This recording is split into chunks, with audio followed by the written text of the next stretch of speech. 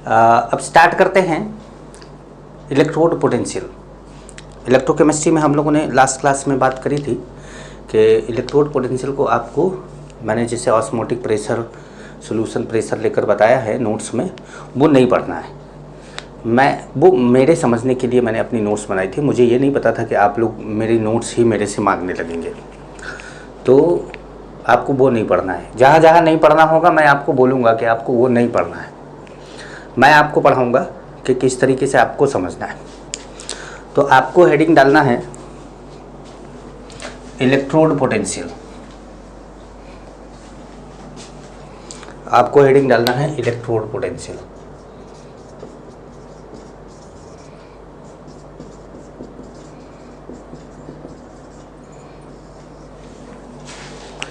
आपको हेडिंग डालना है इलेक्ट्रोड पोटेंशियल, ठीक है। हेडिंग डाल लीजिए। इसमें लिखिए when a metal M, capital M लिखिएगा। When a metal M is in contact with a solution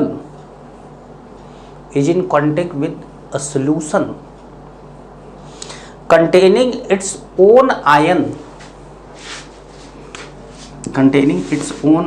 bracket में लिखिएगा Mn plus own ion, comma a reversible reaction,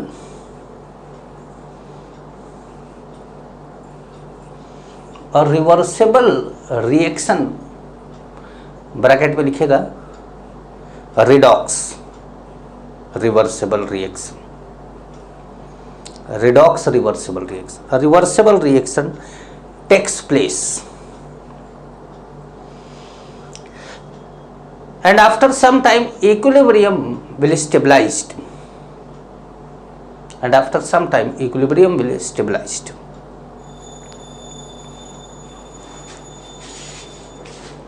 क्या होता है यहाँ पर? जैसे मान लीजिए कि ये है,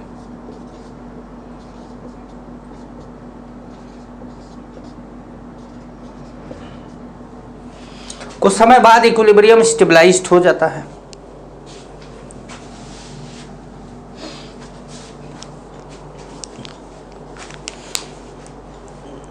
ठीक है, कुछ समय बाद इक्विलिब्रियम स्टेबलाइज हो जाता है। अब जो रिएक्शन फॉरवर्ड डायरेक्शन में जा रही है, तो क्या हो रहा है कि M कुछ इलेक्ट्रॉन रिलीज कर रहा है, मतलब प्रोसेस क्या हो रही है? ऑक्सीडेशन। और जो बैकवर्ड डायरेक्शन में रिएक्शन जा रही है उसमें क्या हो रहा है कि आयन इलेक्ट्रॉन लेकर मेटल बना रहा है। तो ये क्या हो रहा है? रिडक्शन। बैकवर्ड डायरेक्शन वाली रिएक्शन रिडक्शन है और फॉरवर्ड डायरेक्शन वाली रिएक्शन क्या है? ऑक्सीडेशन है। ठीक है, आगे लिखिएगा the potential difference between metal and its own ion, जैसे जिंक है तो Zn2+, कॉपर है तो कॉपर 2+, Ag है तो Ag+, तो ये मेटल और उसके आयन के बीच में। अब ऐसा नहीं है कि हमेशा मेटल होता है, मेटल बोला जा रहा है, वरना Cl2 है तो Cl-, H2 है तो H+, ये भी होता है। गैस इलेक्ट्रोड भी होते हैं, लेकिन यहाँ पर मेटल जनरल टर्म एक यूज किया जा रहा है। The potential difference between the metal and its own ion in the solution is called single electrode potential.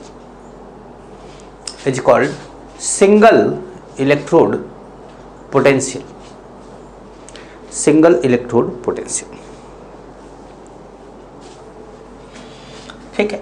अच्छा, एक टर्म और आता है जिसको हम बोलते हैं standard electrode potential, SEP, standard electrode potential, SEP, standard electrode potential. ये क्या होता है? इसमें क्या करते हैं कि प्रेशर 1 atm ले लेते हैं, टेम्परेचर 298 केल्विन ले लेते हैं, और कंसंट्रेशन जो था सॉल्यूशन का वो 1 m ले लेते हैं, 1 मोल पर लीटर ले लेते हैं। तो उस टाइम पर जो पोटेंशियल डिफरेंस होता है मेटल और उसके खुद के आयन के बीच में, उसको स्टैंडर्ड इलेक्ट्रोड पोटेंशियल बोला जाता है। तो चलिए ये भी लिख लिया जाए, देखिएगा। When the metal is in contact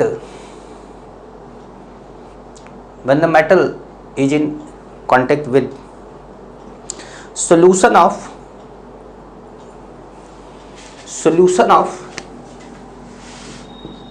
1 m, मतलब मोलरिटी 1 होगी, मोल पर लीटर, 1 मोल पर litre, 1 m at 298 Kelvin, at 298 Kelvin temperature,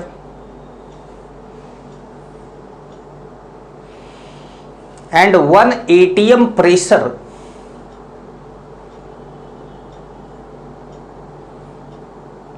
then potential difference between metal and its own ion, then potential difference between metal and its own ion is known as standard electrode potential. Short में लिख लीजिएगा SEP, short में लिख लीजिएगा SEP, ठीक है। It is denoted by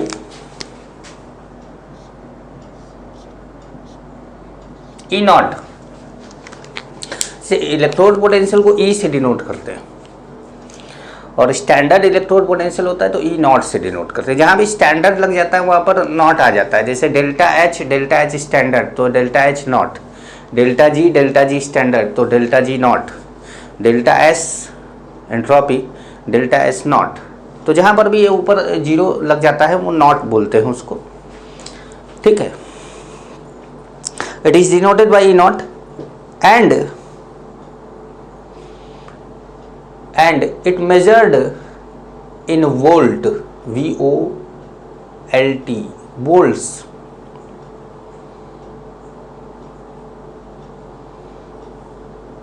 ठीक है। Next point, electrode potential due to oxidation half reaction, electrode potential due to oxidation half reaction is known as oxidation potential। electrode potential due to oxidation half reaction is known as oxidation potential। जैसे MS, ये क्या बन गया, Mn plus N electron. अब यहां पर E oxidation, ठीक है। स्टैंडर्ड कंडीशन में है तो E standard oxidation, standard condition में। अच्छा, E ऑक्सीडेशन को लिखने का तरीका ये भी है कि Mn प्लस लिख दिया जाए। इसकी मीनिंग है कि Mn प्लस में जा रहा है, जो लेफ्ट में होता है वो रिएक्टेंट होता है, तो राइट में होता है वो प्रोडक्ट होता है, तो Mn प्लस में जा रहा है। या इसको ऐसे लिख दिया जाए कि E स्टैंडर्ड Mn प्लस। अब वो जिसमें बोला हो, आपको स्टैंडर्ड कंडीशन में बोला हो तो ये वाली लिखिए, और नॉर्मल कंडीशन में बोला हो तो ये वाली लिखिए, समझ रहे हैं। तो electrode potential due to oxidation half reaction is known as oxidation potential. अच्छा, नेक्स्ट पॉइंट देखेंगे, electrode potential due to reduction half reaction, electrode potential due to reduction half reaction is known as reduction potential.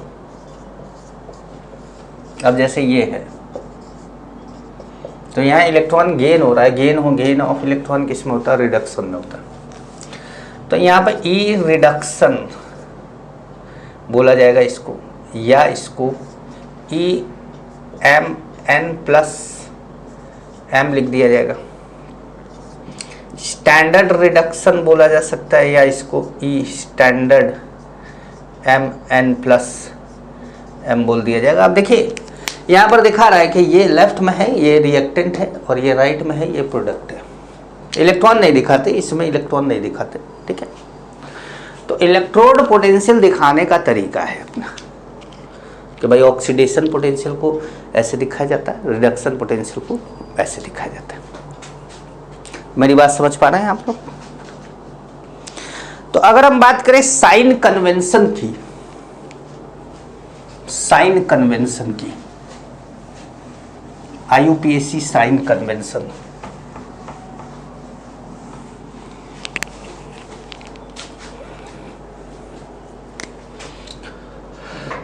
IUPAC sign convention.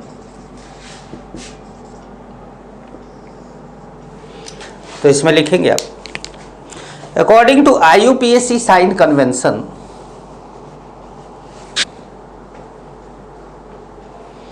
The term electrode potential,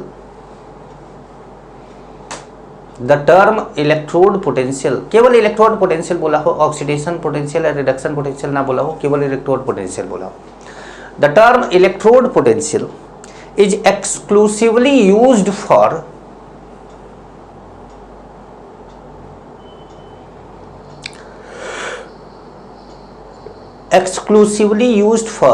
reduction potential,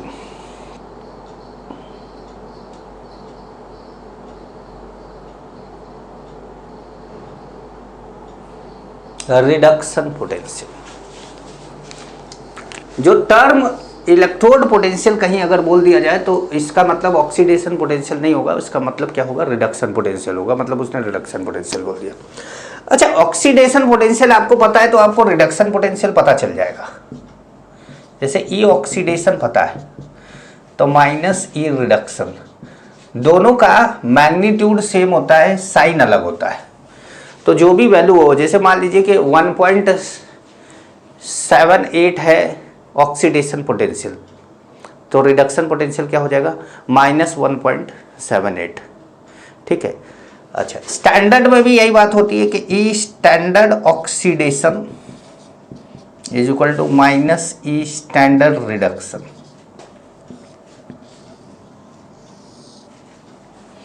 ठीक है, तो कोई भी potential, electrode potential जो होता है, मतलब कोई भी जो इलेक्ट्रोड होता है वो अकेला तो होता नहीं है, क्योंकि आप जानते हैं कि रिडॉक्स रिएक्शन में अकेला ऑक्सीडेशन या अकेला रिडक्शन नहीं हो सकता। जैसे ऑक्सीडेशन की प्रोसेस हुई, उसने इलेक्ट्रॉन का लॉस किया, तो फिर उस इलेक्ट्रॉन को लेने वाला कोई ना कोई होना चाहिए जिसका रिडक्शन होगा, या रिडक्शन की प्रोसेस में कोई इलेक्ट्रॉन गेन कर रहा है तो कोई ना कोई ऐसा होना चाहिए जो इलेक्ट्रॉन का लॉस कर रहा होगा, तभी ये इलेक्ट्रॉन गेन कर पाएगा। क्योंकि इलेक्ट्रॉन मार्केट में कहीं नहीं मिलता कि आप गए और 2 किलो इलेक्ट्रॉन खरीद के ले आए सब्जी की दुकान से, कि बोले भैया 2 किलो इलेक्ट्रॉन दे देना और धनिया मिर्ची की तरह भैया 2 प्रोटॉन भी डाल दो यार, और न्यूट्रॉन कैसे दिया, चलो 1 न्यूट्रॉन भी डाल दो। ऐसा नहीं होता ना कि भाई 2 किलो इलेक्ट्रॉन ले लिया, 1-2 धनिया मिर्चा की तरह अपने प्रोटॉन न्यूट्रॉन ले लिया। तो जाहिर सी बात है कि कोई एलिमेंट अगर इलेक्ट्रॉन का लॉस कर रहा है तो दूसरा एलिमेंट उसको गेन करने के लिए तैयार होगा, क्योंकि इलेक्ट्रॉन हवा में नहीं टहलेगा। तो अब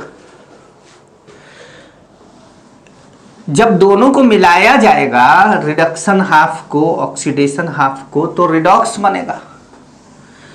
तो oxidation potential and reduction potential जुड़कर पूरे सेल का पोटेंशियल बनेगा, पूरे सेल का पोटेंशियल बनेगा। तो चलो पूरे सेल का पोटेंशियल की बात तो अभी बाद में करते हैं, एक टर्म लिखना था इसलिए सेल पोटेंशियल बोल दिया कि इलेक्ट्रोड पोटेंशियल या सेल पोटेंशियल को ईएमएफ भी बोला जाता है, ईएमएफ ऑफ इलेक्ट्रोड या ईएमएफ ऑफ सेल। वो तो इलेक्ट्रोड पोटेंशियल है तो EMF of electrode, cell potential है तो ईएमएफ ऑफ सेल। ठीक है, तो एक पॉइंट लिखेगा, इलेक्ट्रोड पोटेंशियल और सेल पोटेंशियल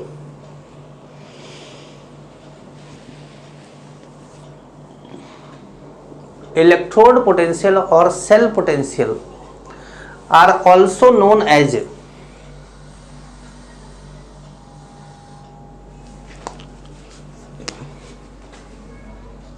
EMF, या कई बार EMF ऐसे भी लिखा होता है, मतलब छोटे अक्षर में भी लिखा होता है।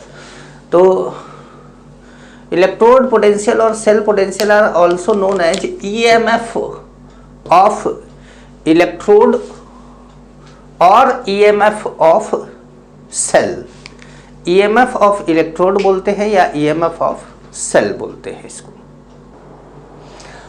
तो देखिए आप लिखिएगा फैक्टर अफेक्टिंग, हेडिंग डालिएगा factor affecting electrode potential, factor affecting electrode potential.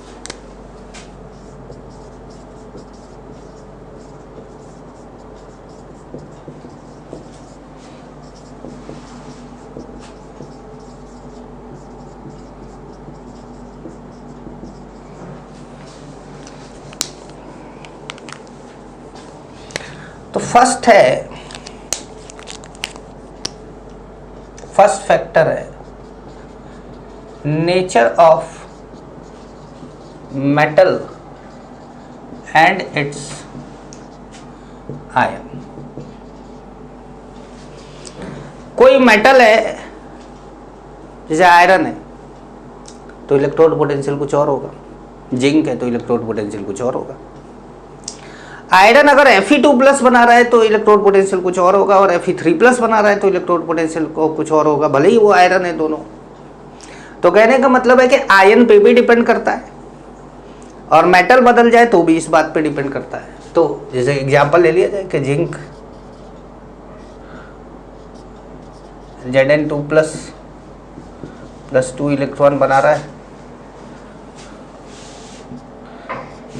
Fe2+ 2 electron बना रहा है,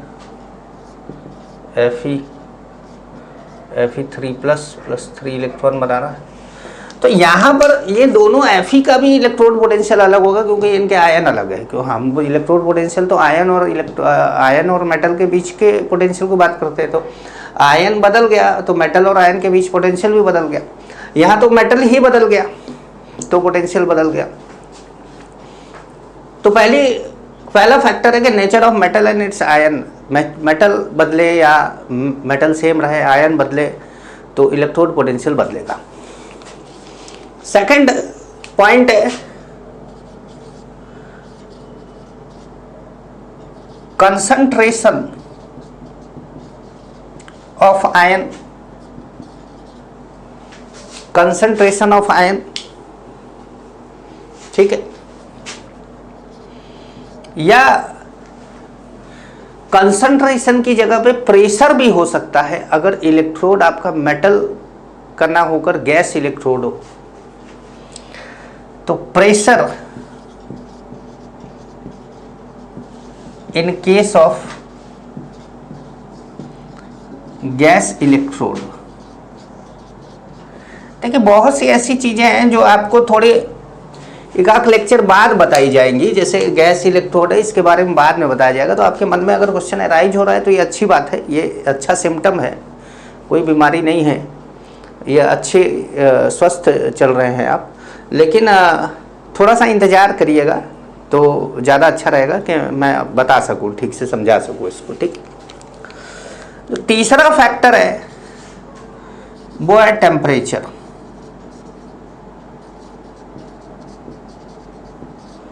तीसरा फैक्टर क्या है? टेम्परेचर। अब टेम्परेचर कौन सा temperature? Temperature of the experiment आप बोल सकते हैं।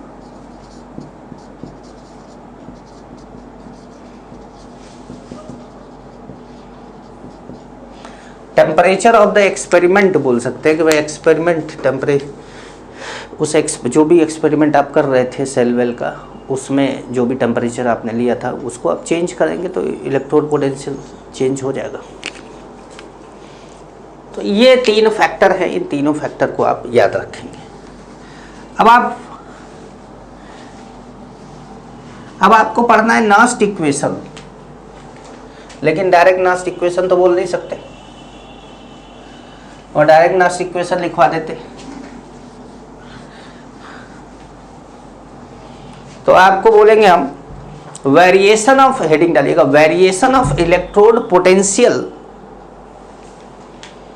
Variation of electrode potential with concentration, with concentration bracket में लिखेगा pressure in case of gas electrode, with concentration bracket में लिखेगा pressure in case of gas electrode, bracket close करिएगा और लिखिएगा एंड टेम्परेचर।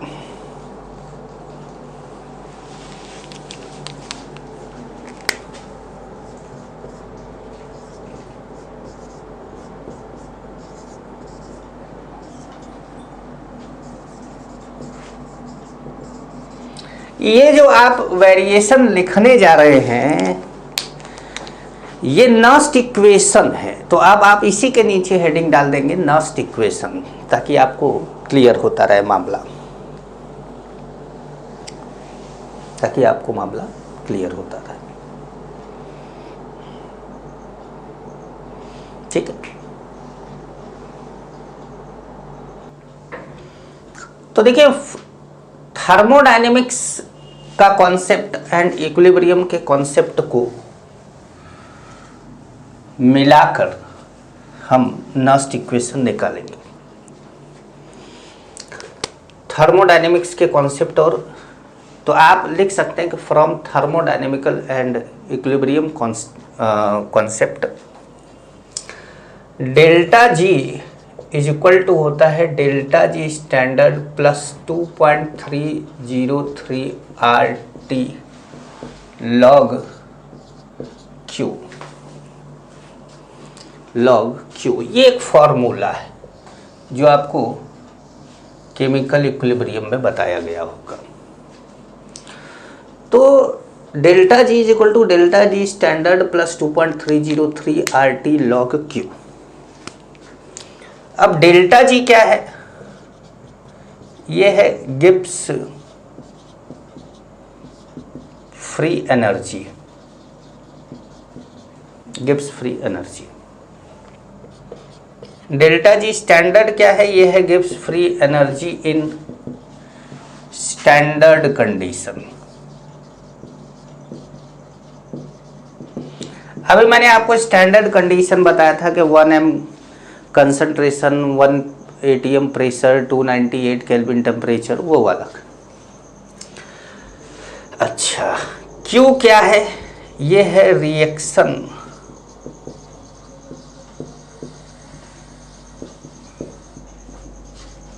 ये है रिएक्शन क्विसेंट। Q क्या होता है? Q होता है concentration of product upon concentration of reactant at any time, at any stage of reaction, stage of reaction। और यही Q Kc या Kp कब बन जाता है? जब ये रिएक्शन इक्विलिब्रियम पर आ जाए। ठीक है, तो एक बात का ध्यान रखिएगा कि एट इक्विलिब्रियम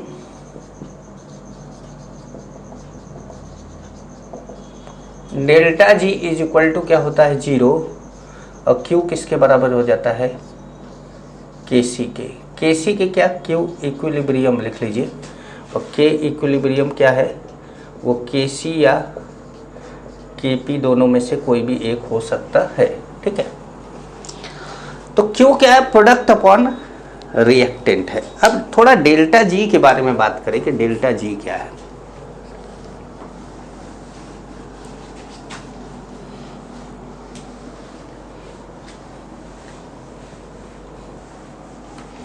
ठीक है, आखिर ये डेल्टा जी क्या है? डेल्टा जी है useful work done by electrochemical cell.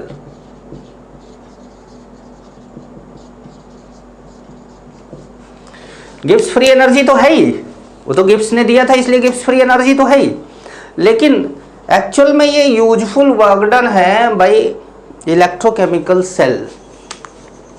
अब ये यूजफुल वर्क डन क्या होता है? तो जैसे आपके घर के इन्वर्टर की बैटरी है, ठीक है, और उस इन्वर्टर की बैटरी को आप चार्ज करते हैं और पावर कट होने के बाद वो इन्वर्टर की बैटरी आपको इलेक्ट्रिसिटी सप्लाई करती है। पावर कट होने के बाद वो इन्वर्टर की बैटरी आपको इलेक्ट्रिसिटी सप्लाई करती है,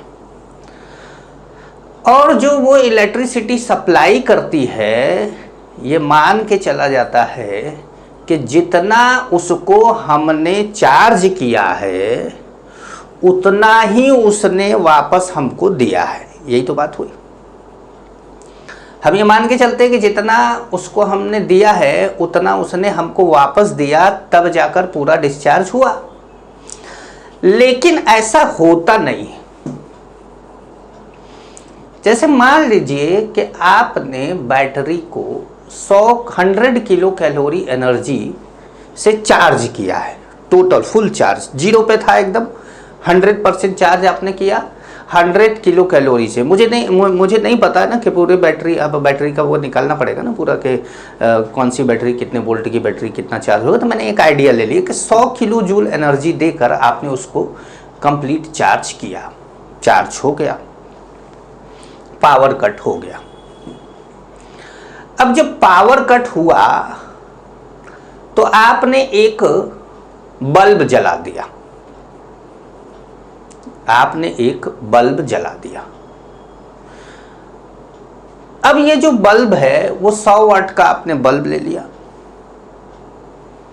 भाई पावर देख लिया, टाइम से मल्टीप्लाई कर दिया, एनर्जी आ गया आपका 100 वाट, 100 टाइम से मल्टीप्लाई किया, एनर्जी आपका आ गया। कितनी देर तक बल्ब चला? तो आपने ये देखा कि जितना हमने इसको दिया था, इसने 100 किलो कैलोरी एनर्जी लिया था और इसने वापस हमको केवल 90 किलो कैलोरी एनर्जी दिया। 10 किलो कैलोरी एनर्जी इसने हमको वापस दिया ही नहीं और डिस्चार्ज हो गया। तो वो 10 किलो कैलोरी एनर्जी कहाँ गया? तो वो बैटरी अपने बीवी बच्चों के लिए रखा होगा, आपको नहीं दिया होगा। एक्चुअली में बैटरी कुछ हीट हुआ होगा, सिस्टम उसका हीट हुआ होगा, ये सब हीटिंग इफेक्ट में कुछ एनर्जी उसका लॉस हो गया। तो आपको पहुंचाया उसने 90,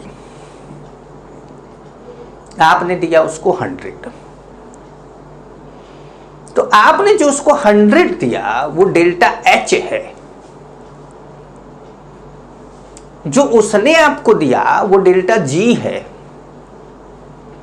जो अपने बीवी बच्चों के लिए रखा वो टी डेल्टा एस है। Delta G equal to delta H minus T delta S. Delta H क्या है? वो एनर्जी है जो आपने दी उसको। डेल्टा जी क्या है? वो एनर्जी है जो उसने दी आपको। और टी डेल्टा एस वो एनर्जी है जो आपके काम में नहीं आई। तो काम में कौन सी आई? जो उसने दी आपको। और उसने कौन सी एनर्जी, उसने जो दी एनर्जी उसको हमने क्या बोला? वो useful work done by electrochemical cell. भाई काम में तो आपके वही ना आया जो बल्ब जला। अब जो उसका हीट वीट हुआ वो आपके कौन सा, आप तवा रख के उस पर खाना बना रहे थे, तो वो तो हीट काम का आया नहीं। तो work done by electrochemical cell, useful work done by electrochemical cell क्या है? Delta G. ठीक है।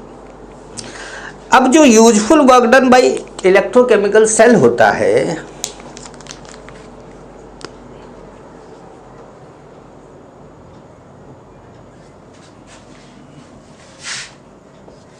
ऐसे कर लीजिए, ठीक है, मैग्नीट्यूड ले लेते। Useful work done by electrochemical cell होता है वो होता है डिक्रीज इन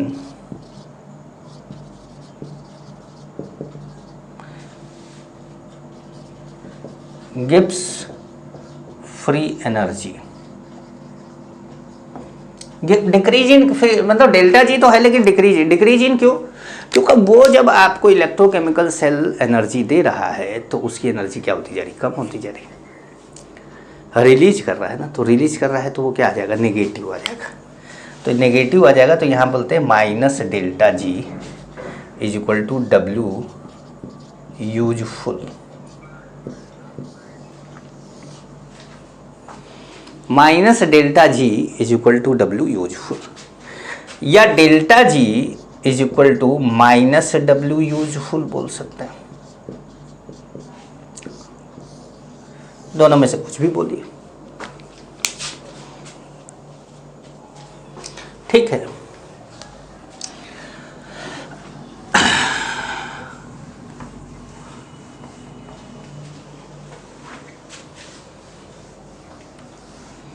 तो W जो इलेक्ट्रोकेमिकल सेल का W होता है, W होता है वो होता है चार्ज इनटू पोटेंशियल डिफरेंस।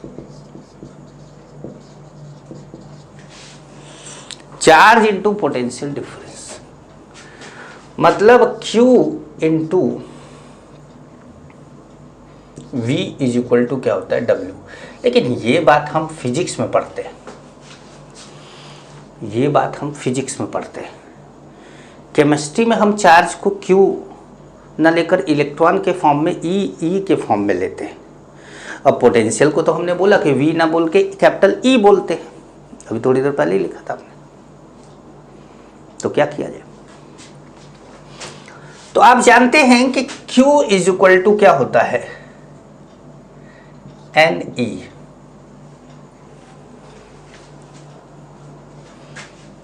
ये यहां पर N क्या है? नंबर ऑफ इलेक्ट्रॉन है, और E क्या है?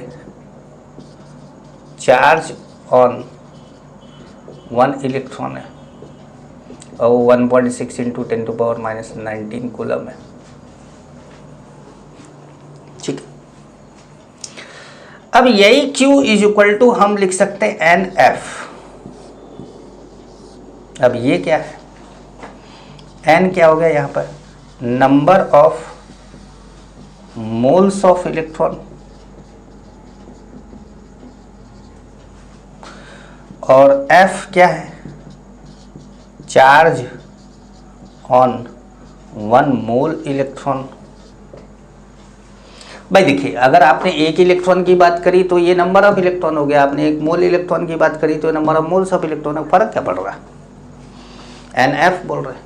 अच्छा, चार्ज ऑन 1 मोल इलेक्ट्रॉन क्या है?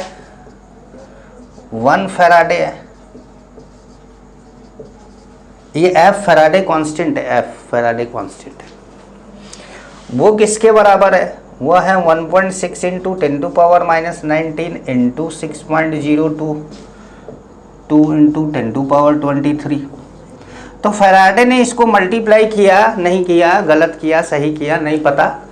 उन्होंने इसका वैल्यू दिया 96500 coulomb. Charge on 1 mole electron इन्होंने दिया 96500 कूलम। ठीक है। तो अब हमारा W क्या आ गया? W आ गया NF और E। पर V की जगह पे E लिख दिया। V की जगह पे क्या लिख दिया? E लिख दिया ना भाई। V की जगह E लिख दिया। कोई दिक्कत, कोई परेशानी? उतार लीजिए, उतार लीजिए।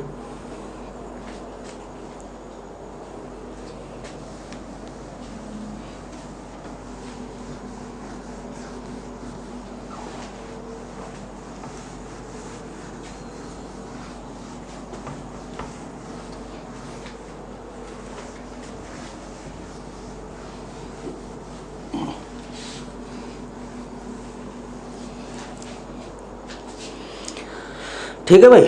तो अब देखिए कि W इज इक्वल टू है माइनस NFE और W ही is equal to minus delta G भी है। इसका मतलब delta G is equal to हो गया माइनस NFE।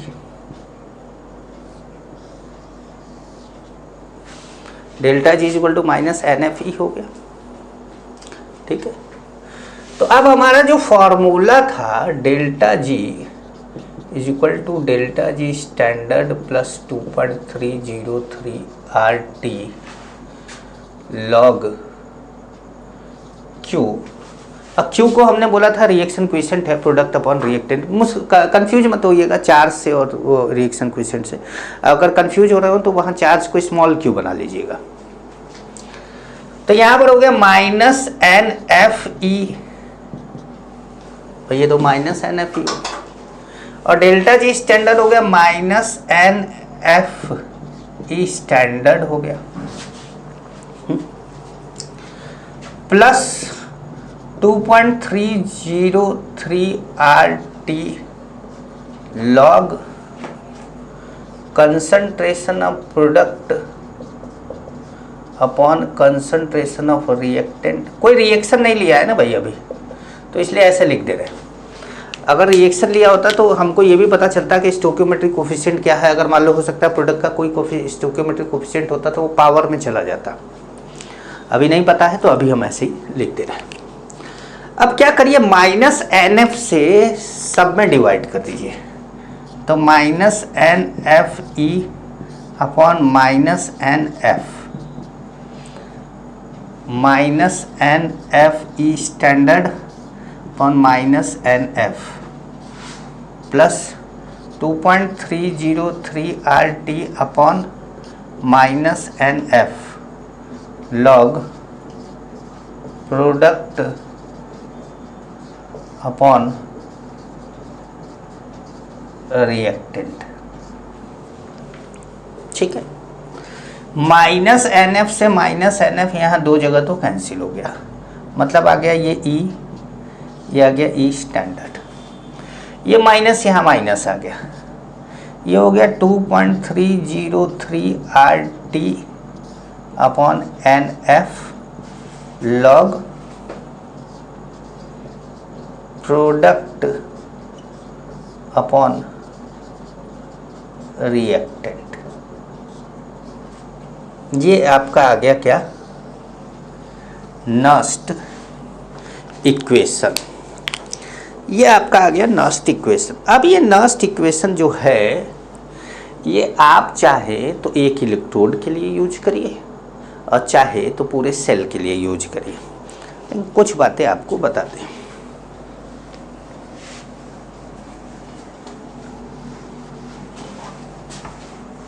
कुछ बातें आपको बता दें।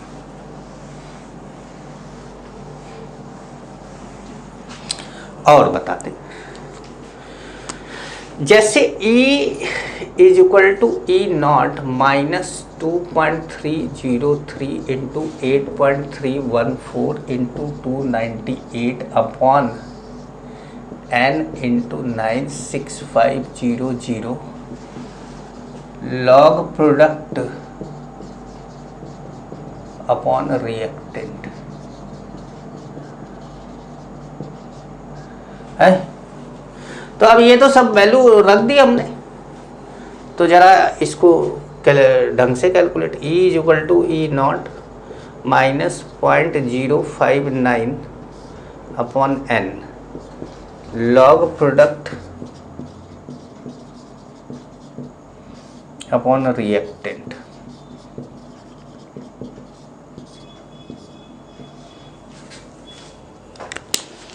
मैंने कांस्टेंट की वैल्यू रख दी। N की वैल्यू हमको नहीं पता है। N तो वो है जो इलेक्ट्रॉन, जितने इलेक्ट्रॉन वो दे रहा होगा, जितने मोल्स ऑफ इलेक्ट्रॉन दे रहा होगा, तो हमको नहीं पता है, वो तो रिएक्शन पे डिपेंड करेगा। अब नहीं, ये लिख दिया, ठीक है।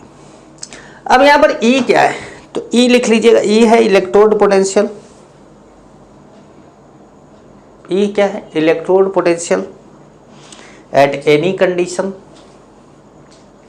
Electrode potential at any condition, bracket में लिखिएगा वेरिएबल।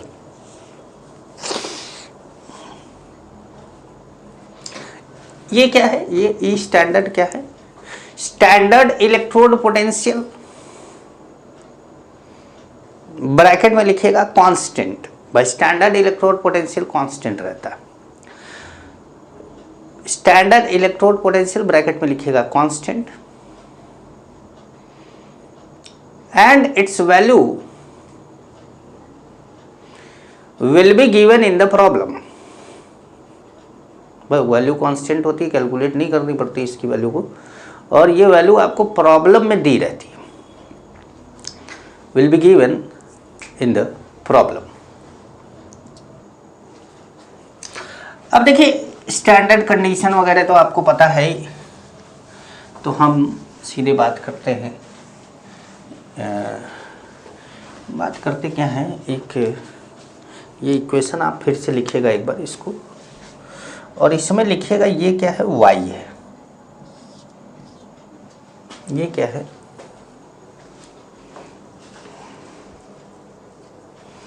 ये है c, कांस्टेंट है तो c,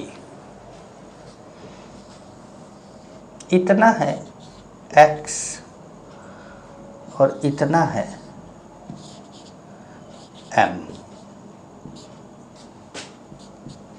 y is equal to c minus M X, multiply किए हैं भाई इसको।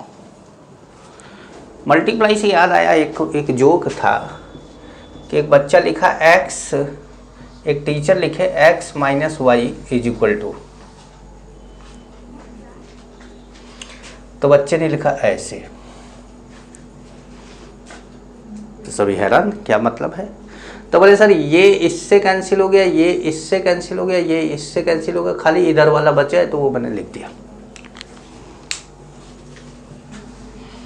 तो ये भी जोक है, मैथ का जोक है, आपको समझ में भी नहीं आया होगा, आप तो कमज़ोर है ना मैथ आप लोगों का। तो E is equal to E standard minus 2.303 RT/NF log product upon reactant.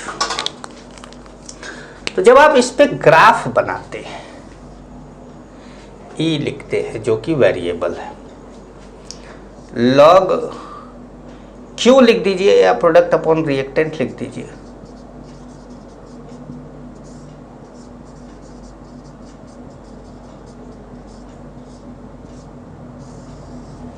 Product upon reactant लिख दीजिए। इंटरसेप्ट कांस्टेंट है और ये स्लोप है, जो स्लोप क्या है, नेगेटिव है। ये जो इंटरसेप्ट जहां काटा वो क्या है, ई स्टैंडर्ड है, ये हो गया थीटा, टेन थीटा हो गया माइनस 2.303 RT अपॉन NF, ये है टेन थीटा की वैल्यू। मतलब ये क्या है, स्लोप है, स्लोप है। ये वाई एक्सिस है, ये एक्स एक्सिस है, स्ट्रेट लाइन ग्राफ बनाने के लिए ऐसा करते हैं। ठीक है भाई, यहाँ तक मेरे ख्याल से आपको समझ में, बड़े आराम से समझा रहे हैं आपको। चैप्टर ऐसा है कि आपको समझ में तो आएगा ही पूरा, और आप करेंगे भी बड़ा ज़बरदस्त क्वेश्चन इसका। लेकिन ये है, ध्यान रखिएगा कि मैंने जो असाइनमेंट दिया है वो थोड़ा सा डिफिकल्ट है, क्योंकि मैं असाइनमेंट, मेरे घर वाले कहते हैं कि मेरे हाथ से कम उठता नहीं है। जैसे कोई गरीब आ जाए या कोई साधु आ जाए या कोई फकीर आ जाए और मुझे जो है देने को बोला जाए कुछ, या मैं बाहर हूँ, क्योंकि मेरे घर वाले मुझे देने को नहीं बोलते हैं, मैं बाहर हूँ, तो मेरी जेब से 10 रुपया नहीं निकलेगा, मेरी जेब से 100 या फिर उसके ऊपर निकलेगा। और मेरे घर वाले 10 रुपये में टरका देते हैं। तो जो फकीर या साधु या गरीब जो भी व्यक्ति दोबारा मेरे घर आता है, एक बार मेरे से पैसा ले गया हो, दोबारा मेरे यहाँ तक कभी आता है, तो वो मुझे ढूंढता है। अच्छा, मेरे हाथ से आसान क्वेश्चन नहीं उठता, बड़ा मन मार के आपको आसान क्वेश्चन में देता हूँ। तो मैं चाहता हूँ कि आप हर परिस्थिति के लिए तैयार रहें। बाकी आप लोगों को ये लगता है कि ये एग्ज़ाम में आएगा कि नहीं आएगा, ये एग्ज़ाम में आएगा कि नहीं आएगा, नहीं है। आपको केमिस्ट्री आएगा कि नहीं आएगा इस पे मतलब रखिए, आप केमिस्ट्री कैसे पढ़ रहे हैं इस पे मतलब रखिए, आपको केमिस्ट्री पे फोकस करना है। आप एग्ज़ाम आपका निकलेगा, आपको केमिस्ट्री अच्छे से आएगा, आपका एग्ज़ाम निकलेगा। आप इस बात पे फोकस करेंगे कि ये एग्ज़ाम में आएगा कि नहीं आएगा, इसको छोड़ लूँ, उसको पढ़ लूँ, उसको पढ़ लूँ, इसको छोड़ लूँ, तो शायद आपको ठीक से वो चीज़ समझ में नहीं आएगी। क्योंकि जिन जिन चीज़ों को छोड़ा आपने कि वो चीज़ें काम की नहीं थी, उन चीज़ों की हेल्प से बाकी चीज़ें समझ में आ रही थी। जैसे मैं नस्ट इक्वेशन डायरेक्ट लिख देता, जाता क्या था मेरा, लेकिन मैंने इतना नस्ट इक्वेशन कैसे थर्मोडायनेमिकल और इक्विलिब्रियम के कॉन्सेप्ट को लेकर समझाया, पूरा लेकर आया। वो इसीलिए लेकर आया ना, ताकि बीच के किसी स्टेप से आपको क्वेश्चन पूछ दे तो आप कर पाए, और ताकि आप जाने भी कि ये डेल्टा जी होता क्या है। ठीक है, तो एक पॉइंट दिखेगा, Nernst equation is applicable for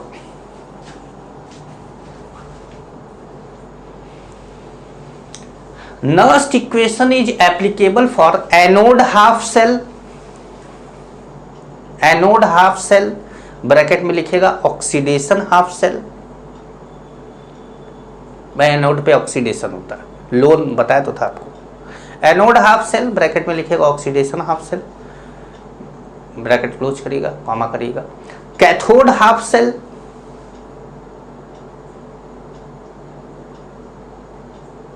bracket में लिखेगा रिडक्शन हाफ सेल।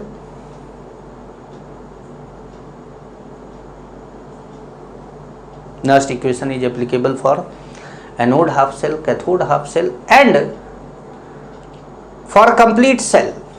अब complete cell में एनोड कैथोड दोनों हाफ सेल को जोड़ दिया गया है for complete cell। ठीक है,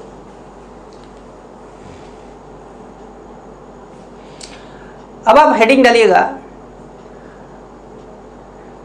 types of half cell, types of half cell, comma, their reaction, representation and Nernst equation।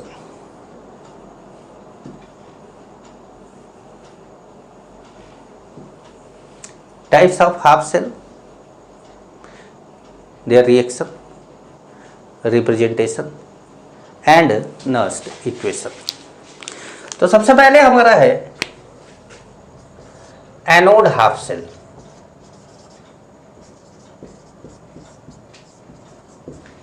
इसको ऑक्सीडेशन हाफ सेल भी बोला जाता है। ठीक है, पहला एनोड हाफ सेल। एक एग्जांपल ले लेते हैं, ऑक्सीडेशन जैसे जिंक किस में चेंज हो गया, Zn2+ में +2 इलेक्ट्रॉन में, Zn2+ +2 इलेक्ट्रॉन में। ये क्या होगा, प्रोसेस ऑक्सीडेशन हो गया। ठीक है, अब ये जो इसका स्टैंडर्ड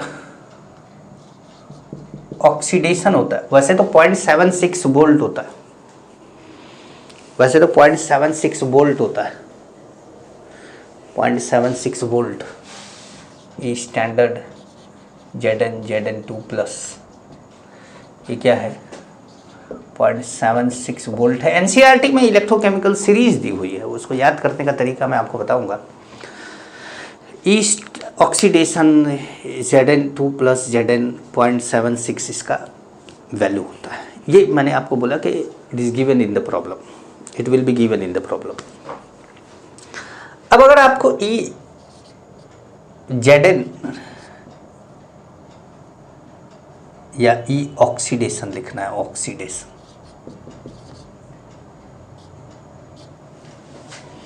तो आप बोलेंगे स्टैंडर्ड ऑक्सीडेशन -0.059 अपॉन n की वैल्यू कितनी 2, log concentration of product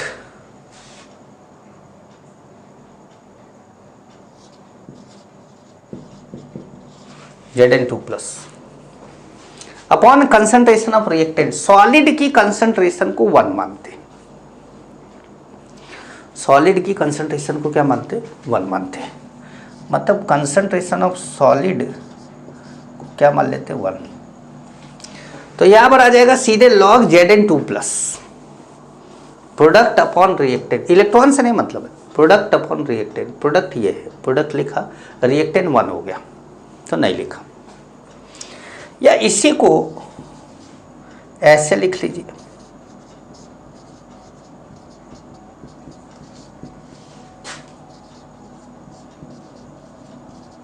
problem solve करते समय तो आपको यहां पर 0.76 लिखना होगा, ये वैल्यू निकालनी होगी, ये लिखना होगा -0.059 अपॉन 2। भाई n की वैल्यू 2 है, भाई ये m था, ये m n+ था और ये n इलेक्ट्रॉन था, तो ये n लॉग Zn2+। इसका कंसंट्रेशन आपको दिया जाता है कि जैसे 2m है, 1m है, 0.5m है, जो भी वैल्यू दी रहती है, वो लॉग की वैल्यू निकाल के फिर कैलकुलेट करते हैं आप बाकायदा इसको। तो अब ये ध्यान से आपको समझ में आया होगा। एक एग्जाम्पल लेकर समझाया आपको, ठीक है, एक एग्जाम्पल लेकर समझाया। अब जैसे मैं एग्जाम्पल एक जनरल भी लिख दूं ना, एक जनरल भी लिख दूं, ये मिटा दूं, जनरल भी लिख दूं, क्योंकि ये तो जिंक वाला हो गया ना। तो यहां पर मैं एक जनरल बात कर दूं, ये तो सॉलिड का 1 हो गया। तो यहां पर जो जनरल हमको लिखना है वो क्या है, जनरल है कि जैसे m सॉलिड आपने लिया तो m n+aqueous plus n electron हो गया। तो अब ये n इलेक्ट्रॉन तो यहाँ पर लिख दिया हमने n। Log product upon reactant, तो प्रोडक्ट क्या हो गया, Mn+S। ये फॉर्मूला है हमारा, जनरल फॉर्मूला ये है, ठीक है, ठीक है, ध्यान समझिएगा। अब देखिए, अगर ये वैल्यू बढ़ती है, Mn+ की कंसंट्रेशन बढ़ाई जाती है, तो ये पूरी वैल्यू बढ़ेगी। ये पूरी वैल्यू बढ़ेगी तो इसमें से इस पूरी वैल्यू को माइनस किया जाएगा तो ये वैल्यू कम होगी। जैसे मान लीजिए ये 5 है और ये 2 है, तो 5 - 2 कितना आ रहा है, 3 आ रहा है। लेकिन ये 2 ना होकर 3 हो जाए तो 5 - 3 कितना आ जाएगा, 2 आ जाएगा। कहने का मतलब ये वैल्यू बढ़ेगी तो ये घटेगा, और ये वैल्यू बढ़ेगी कैसे, ये इसकी कंसंट्रेशन बढ़ेगी तब, क्योंकि बाकी चीज़ें फिक्स हो गई। जैसे एक पर्टिकुलर मेटल ले लिया तो n की वैल्यू, एक पर्टिकुलर रिएक्शन ले लिया तो n की वैल्यू तो फिक्स हो गई, 2 है, 3 है, 5 है, 6 है, जो भी है वो फिक्स हो गया। बस यहाँ पे कंसंट्रेशन ही तो चेंज होगा, 0.5m, 1m, 2m, 3m, 0.1m, जो भी। तो आप ये बात का ध्यान रखिएगा कि Mn+ की कंसंट्रेशन अगर बढ़ती है देन ई ऑक्सीडेशन क्या होगा, घटेगा। ई ऑक्सीडेशन क्या होगा, कम होगा, कम होगा, ठीक है। अच्छा, ये तो नेक्स्ट इक्वेशन हो गया। इसका रिप्रेजेंट कैसे करें इसको, तो रिप्रेजेंटेशन,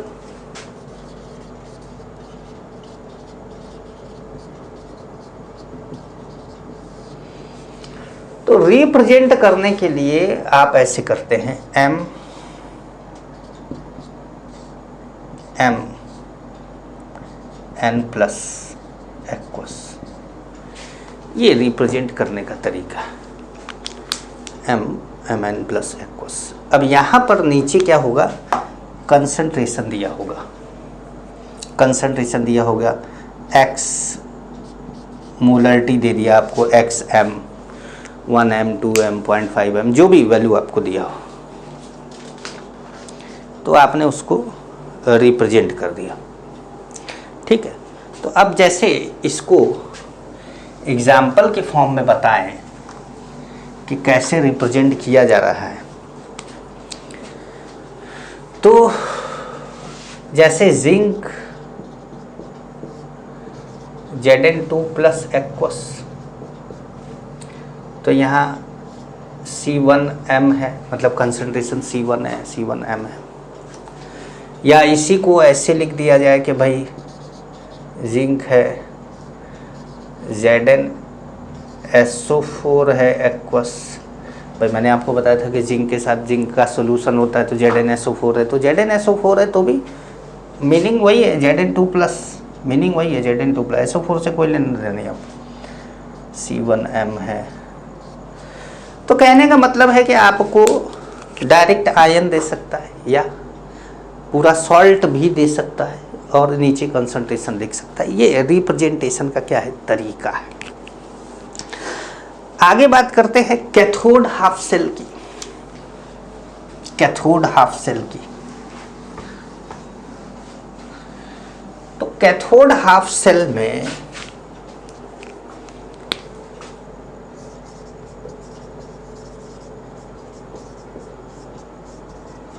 यह दूसरा cathode half cell. Cathode half cell मतलब रिडक्शन हाफ सेल।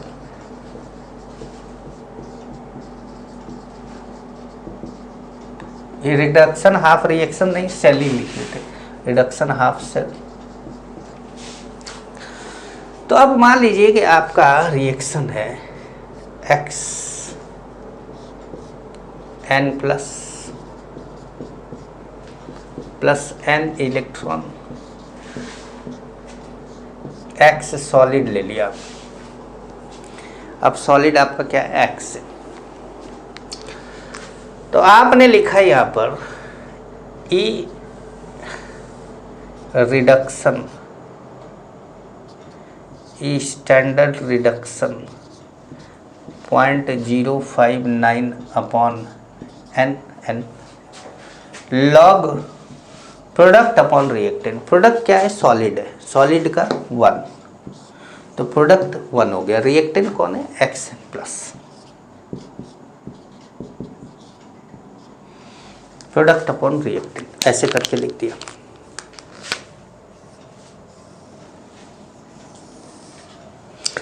या ई रिडक्शन को आप और क्या लिख सकते थे, ई रिडक्शन को आप लिख सकते थे ई XN प्लस X, या स्टैंडर्ड रिडक्शन को आप क्या लिख सकते हैं, ई स्टैंडर्ड XN प्लस X।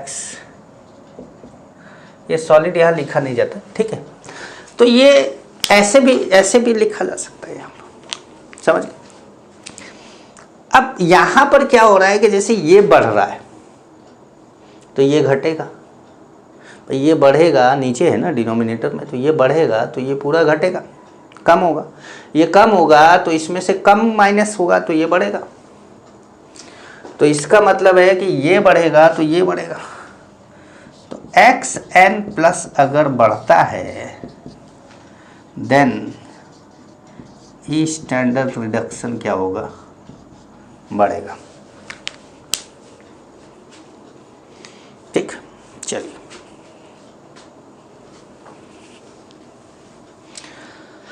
तो E reduction increases with increase in concentration of ion, ऐसा लिख सकते हो। रिप्रेजेंट कैसे किया जाए, तो रिप्रेजेंट करने के लिए आपको फिर एक बार, जैसे मान लीजिए कि आपका Cu2 प्लस है, 2 इलेक्ट्रॉन लेकर Cu सॉलिड बनाया है, ठीक है। तो आपने लिखा Cu2 plus Cu solid aqueous, यहाँ आपने C2m लिख दिया, कंसंट्रेशन इसका C2 मान लिया।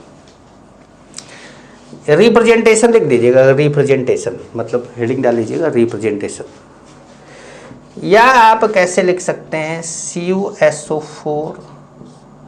एक लाइन जो होती है ना, ये लाइन ये दिखाती है कि सॉल्यूशन और इलेक्ट्रोड को सेपरेट करती है कि एक सॉल्यूशन है दूसरा इलेक्ट्रोड है, एक सॉल्यूशन है दूसरा इलेक्ट्रोड है। जहाँ पर आयन होगा नेगेटिव या पॉजिटिव वो सॉल्यूशन होगा, और जहाँ न्यूट्रल होगा वो, जैसे ये Cu है या H2 गैस है वो भी न्यूट्रल है, तो वो क्या होगा, वो इलेक्ट्रोड हो जाएगा। तो यहाँ पर हम ऐसे एक्वस Cu सॉलिड लिख देंगे, यहाँ पर हम C2M लिख सकते हैं। ये भी रिप्रेजेंटेशन का तरीका है, मतलब चाहे आयन लिख दो चाहे पूरा सॉल्ट लिख दो। समझ पा रहे हैं? ठीक है, अब हेडिंग डालेंगे आप कंप्लीट गैल्वेनिक सेल। अब हेडिंग डालेंगे आप कंप्लीट गैल्वेनिक सेल, ठीक है। और यहां से हम अगली क्लास से स्टार्ट करेंगे। अभी आप कोई क्वेश्चन सॉल्व नहीं करेंगे, असाइनमेंट का। जब तक मैं नहीं बोलूंगा आप असाइनमेंट का क्वेश्चन छुएंगे भी नहीं। अगर आपने असाइनमेंट का क्वेश्चन छुआ तो आप उसके जिम्मेदार खुद होंगे, ठीक। डरा नहीं रहा हूं, समझा रहा हूं। नमस्कार।